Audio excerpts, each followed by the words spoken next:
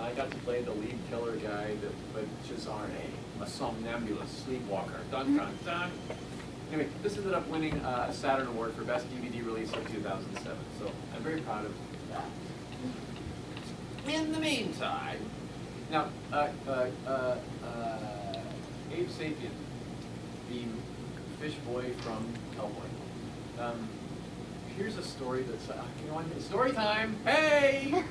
For those of you who have followed this issue closely, I was voiced over in Hellboy 1 by an actor named David Hyde Pierce, who played Niles Crane on Frasier, the TV series, very popular. And that was kind of like, oh, why would they do that?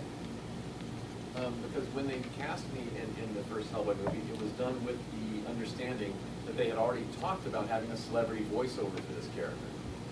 And this is kind of in the bane of my existence, because the attitude that if you have this role and it's heavily made up, like what you just saw a minute ago, this is a 7-hour makeup job here from Hellboy 1.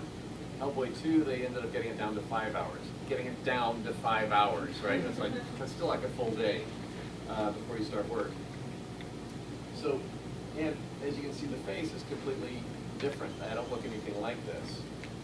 So it's difficult to find an A-list actor who's going to do this, right? So what the studio, in their infinite wisdom, thought they should do is find somebody, some schmuck who's willing to put this on, and then get a celebrity to voice over it. So you can tie a celebrity name to this character. Now that's a system in Hollywood that I've been fighting for years now, and I think I'm finally winning the game. But I didn't understand why an actor just can't play a role. Isn't that how it's done? You cast an actor to play a role, and he plays that role, and that's that. But in this case, it was like, well, the look, and then the voice, and then the thing, and then the ha. And I'm not the first person this has happened to. But I said to them, wouldn't it be nice? I told them, oh gosh, I really would prefer you not do that. I would rather take on the entire character. And Guillermo del Toro told me at the time, well, is that someone knocking? Is that a knock? I think so. Good. Wait, well, this will be good.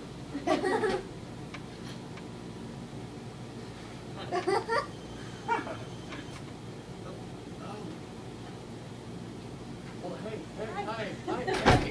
hey. These are friends of mine. Well, that's Johnny Francis Wolf. Say hi, everybody. Hello. Your lady friend. Nikki, have a seat. And this is? Nikki, have a seat. Nikki, have a seat. I met you Oh, so where were we? Yes. Oh, yes. Well, then it is. Okay, so I was told that if given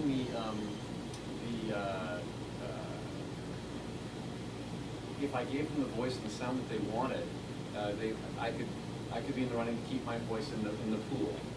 At the time, they were looking at David Hyde Pierce's voice. They were looking at Steve Buscemi and Kevin Spacey as options for the voice of Abe Sapien.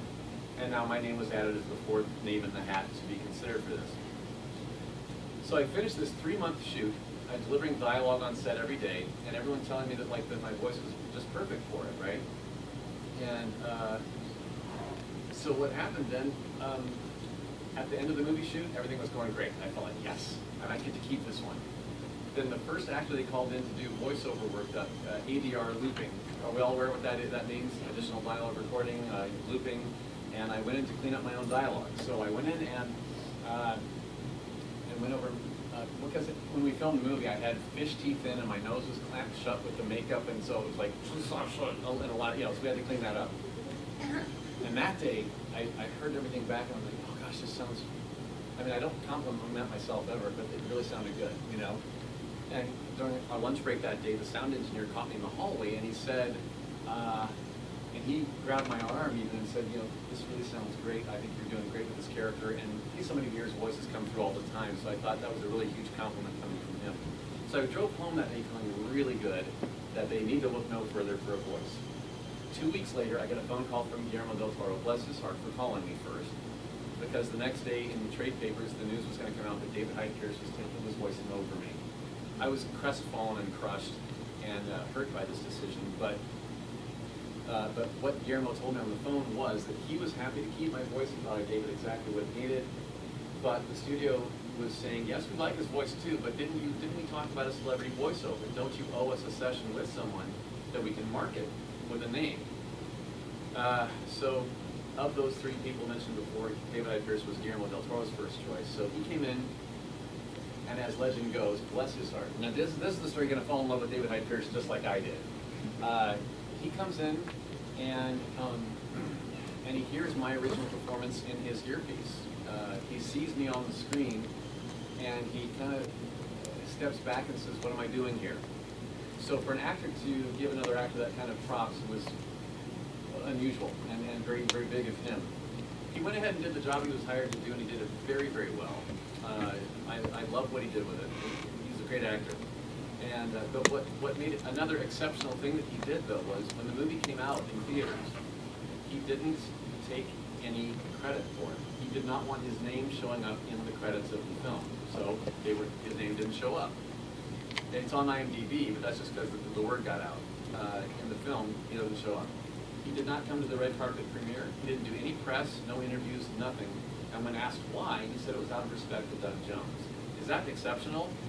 You don't find actors with our egos. We just don't do that. You know, so for him to do that was just precious and lovely. It really was. So Guillermo del Toro, in that phone call, when he told me this was going to happen, he also said, if we get the chance to make a Hellboy 2, I would like to use your voice for that. So, if we get the chance, and that was years away, who knows when that was going to happen. In the meantime, something else happened. Hellboy animated. There were 2 animated films that showed up on the Cartoon Network and then went to DVD.